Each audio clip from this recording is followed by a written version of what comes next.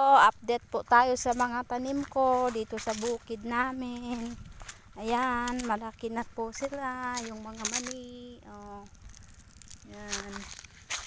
Tapos sitaw po. Ayan. Sitaw, malalaki na. Saka yung kalabasa ko. Ayan. Hanggang dun, sa dulo po. Ayan. Ayan. Ayan. Tapos yung mga mais ko guys, violet na mais yan guys. Ayan. Ayan. Yung mga okra ko malalaki na. Parang kailan lang yan. Doon. Doon yung asawa ko nag-spray ng palay. Yan yung anak ko naglalaro ng tubig.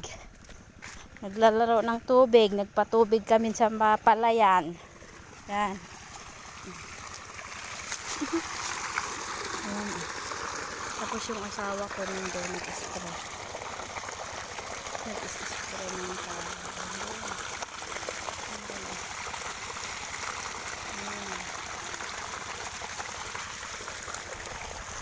Doon.